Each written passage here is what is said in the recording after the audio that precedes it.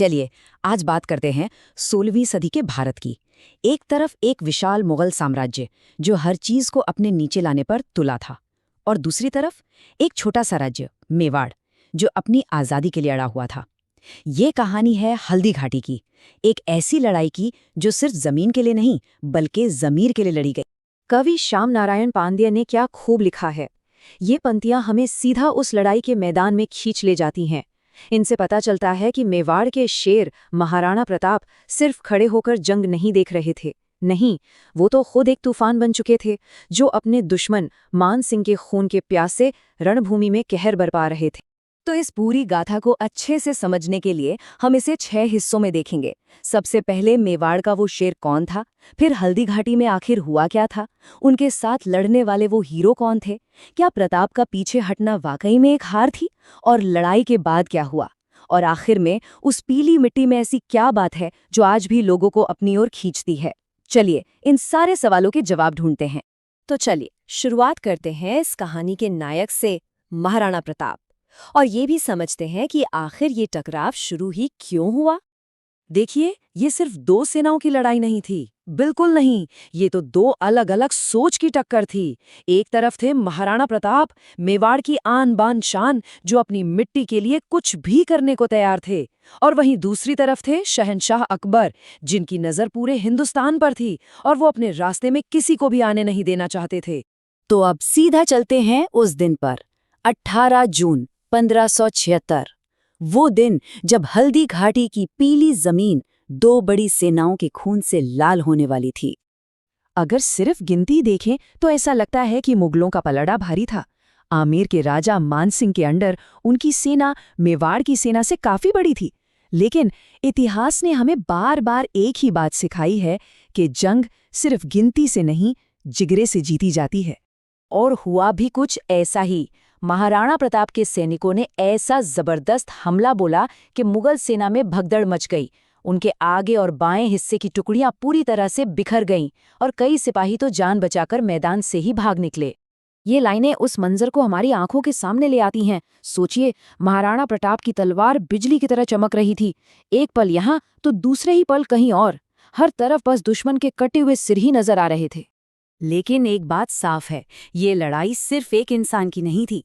अब बात करते हैं उन हीरोज की जिनकी बहादुरी के बिना ये कहानी बिल्कुल अधूरी है। तो सवाल ये है कि क्या प्रताप अकेले लड़ रहे थे? जवाब है बिल्कुल नहीं।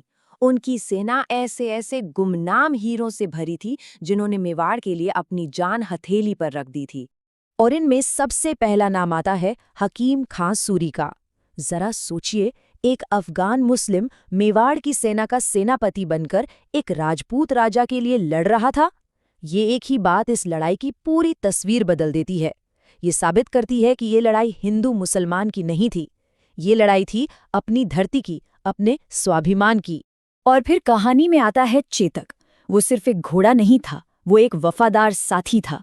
जब महाराणा प्रताप बुरी तरह जख्मी हो गए तो चेतक उन्हें अपनी पीठ पर लेकर दुश्मनों के बीच से निकला।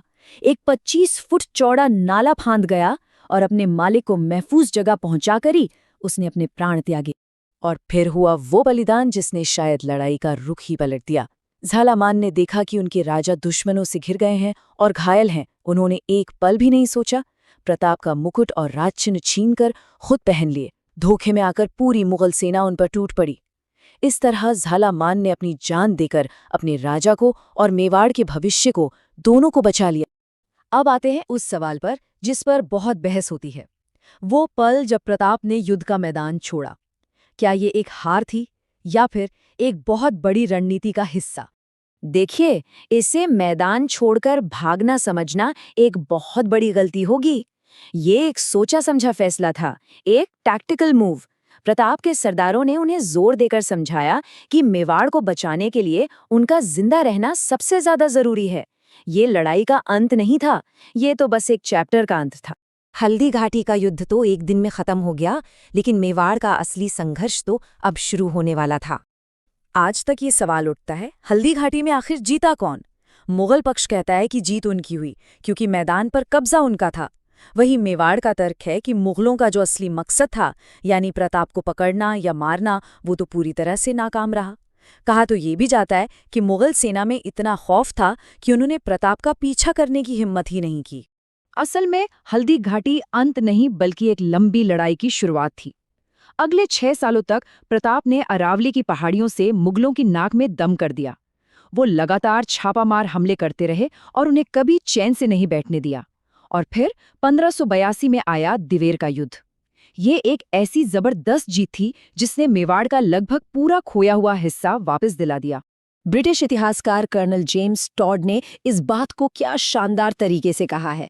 वो कहते हैं कि हल्दी घाटी मेवाड़ का थर्मोपाइली था, जहां बहादुरी की एक मिसाल पेश की गई, लेकिन दिवेर उसका मैराथन था, जहां आखिरी और निर्णायक जीत हासिल की गई। तो चलिए आखिर में इस सवाल पर सोचते हैं कि सैकड़ों साल बाद भी हल्दी घाटी की ये कहानी हमें इतना प्रेरित क्यों करती है। शायद इस पूरी कहानी का सार बस इस एक तथ्य में छिपा है। उस जमाने का सबसे ताकतवर बादशाह अकबर अपनी पूरी सल्तनत की ताकत झोंकने के बाद भी महाराणा प्रताप के हौसले को कभी झुका नहीं पाया। और ये जज्बा सिर्फ इतिहास की किताबों में नहीं, ये आज भी जिंदा है। हर साल 4 लाख से भी ज्यादा लोग हल्दी घाटी की उस मिट्टी को छूने आते हैं, ये महसूस करने कि अपनी आज़ादी के लिए लड़ना क्या होता है। तो अंत में ये कहानी हमसे एक बड़ा सवाल पूछती है, इतिहास में जीत का असली मतलब क्या है? किसी एक लड़ाई का नतीजा, या वो विरासत जो आने वाली पीढ़ियों को हिम्मत देती है? हल्दी घाटी की कहानी हमें यही सिखाती है कि कभी-कभी कुछ हार जीत से भी कहीं ज्यादा बड़ी होती हैं।